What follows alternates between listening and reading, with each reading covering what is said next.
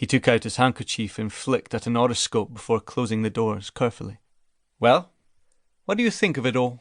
he asked as we went out into the passage. "Great," I replied.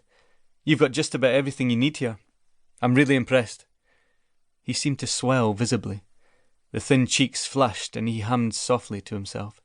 Then he burst loudly into song in a shaky baritone, keeping time with our steps as we marched along. Back in the sitting room I told him about Bert Sharp. Something about boring out a cow which was going on 3 cylinders. He talked about her ewer and felon. I didn't quite get it. Farnon laughed. "I think I can translate. He wants a Hudson's operation doing on a block teat. Ewer is the udder, and felon the local term for mastitis." "Well, thanks. And there was a deaf Irishman, Mr. Mulligan?" "Wait a minute." Farnon held up a hand. "Let me guess. Vomiting." "Aye, vomiting bad, sir." "Right, I'll put up another pint of bismuth carb for him. I'm in favour of long-range treatment for this dog. He looks like an Airedale, but he's as big as a donkey and has a moody disposition. He's had Joe Mulligan on the floor a few times. Just gets him down and worries him when he's got nothing better to do. But Joe loves him. And how about the vomiting? Doesn't mean a thing. Natural reaction from eating every bit of rubbish he finds.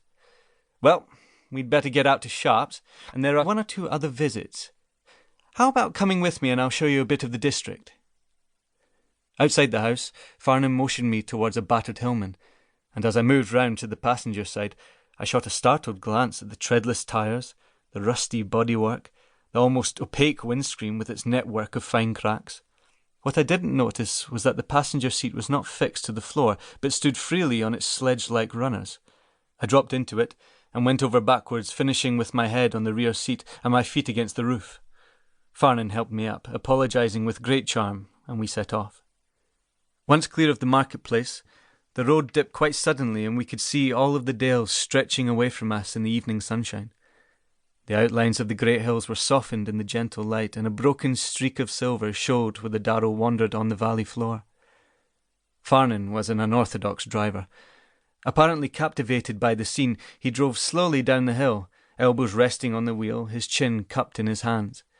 At the bottom of the hill he came out of his reverie and spurted to 70 miles an hour.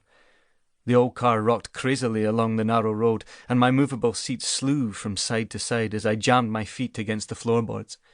Then he slammed on the brakes, pointed out some pedigree shorthorns in a field, and jolted away again. He never looked at the road in front. All his attention was on the countryside around and behind him.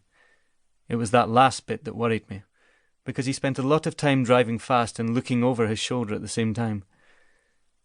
We left the road at last and made our way up a gated lane. My years of seeing practice had taught me to hop in and out very smartly, as students were regarded primarily as gate-opening machines. Farnon, however, thanked me gravely every time, and once I got over my surprise, I found it refreshing. We drew up in a farmyard. "Lame horse here," Farnon said. A strapping Clydesdale gelding was brought out, and we watched attentively as the farmer trotted him up and down. "Which leg do you make it?" my colleague asked. "Near 4. "Yes, I think so too. Like to examine it?" I put my hand on the foot, feeling how much hotter it was than the other. I called for a hammer and tapped the wall of the hoof. The horse flinched, raised the foot and held it trembling for a few seconds before replacing it carefully on the ground. "Looks like pus in the foot to me." "I'll bet you're right," Farnon said. "They call it gravel around here, by the way. What do you suggest we do about it?" "Open up the sole and evacuate the pus." "Right." He held out a hoof knife. "I'll watch your technique." Thank you for listening to this clip, provided to you by Macmillan Audio.